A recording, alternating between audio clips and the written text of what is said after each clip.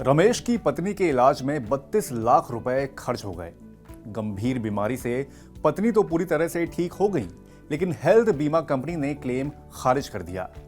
कई बार शिकायत करने पर भी कोई सुनवाई नहीं हुई तो रमेश ने क्लेम के लिए कंज्यूमर कोर्ट में मामला दायर कर दिया। क्लेम की राशि 30 लाख रुपए से ऊपर थी, इसलिए वो बीमा लोकपाल में शिकायत दर्ज नहीं कर पाए। कंज्यूमर कोर्ट में केस के 2 साल हो गए, लेकिन अभी तक फैसला नहीं आया है। रमेश जैसे लोगों की परेशानी अब कुछ कम हो गई है।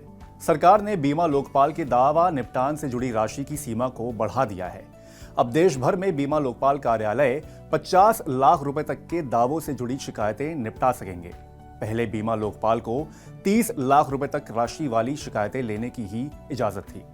देश में 17 बीमा लोकपाल कार्यालय हैं। इंश्योरेंस काउंसिल की बॉडी बीमा लोकपालों की नियुक्ति करती है। क्यों पड़ी इसकी जरूरत? इंश्योरेंस समाधान के को फाउंडर शैलेश कुमार कहते हैं कि लोकपाल के दावा निपटान से जुड़ी राशि की सीमा 2 दशक पहले तय की गई थी। इसके बाद बीमा प्रीमियम और इंश्योरेंस कवर काफी बढ़ गए हैं। इससे क्लेम की राशि में भी वृद्धि हुई है। बीमा लोकपाल की 30 लाख रुपए तक के क्लेम की सुनवाई की सीमा होने की वजह से इससे ऊपर के क्लेम के मामले कंज्यूमर कोर्ट में जाते थे। बीमा कंपनियों और ग्राहकों के लिए कंज्यूमर कोर्ट में केस लड़ना काफी महंगा साबित होता है। एक और बड़ी समस्या यह है कि शिकायत के बारे में फैसला आने में सालों साल लग जाते हैं। इसीलिए बीमा कंपनियां और ग्राहक लंबे समय से इस सीमा को बढ़ाने की मांग कर रहे थे। अब कैसे होगा फायदा, चलिए जानते हैं। आम लोगों के क्लेम से जुड़ी अधिकांश शिकायतें 50 लाख रुपए तक के दायरे में होती हैं। नियम में बदलाव से बीमा क्लेम से जुड़ी शिकायतों का जल्द निपटान होगा। बीमा लोकपाल में शिकायतों की सुनवाई ऑनलाइन भी होती है।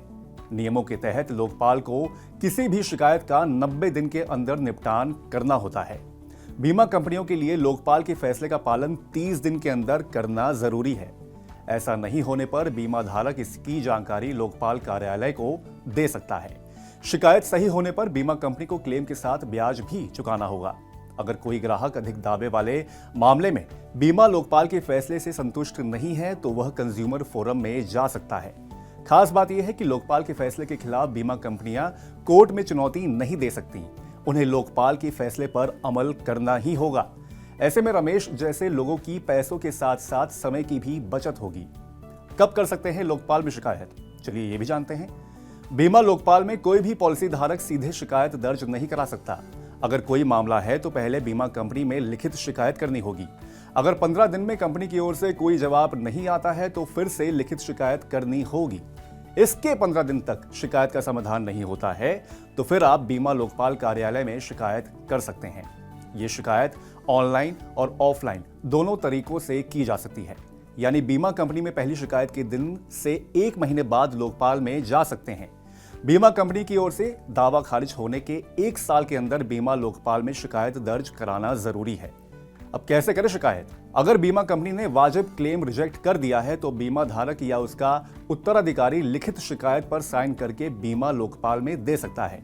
ये शिकायत बीमा लोकपाल की वेबसाइट www.cioins.co.in पर ऑनलाइन भी दर्ज करा सकते हैं। शिकायत के साथ आपको बीमा पॉलिसी की कॉपी, रिजेक्शन की कॉपी, पहचान के लिए आधार या वोटर आईडी आदि की फोटो कॉपी लगानी होगी।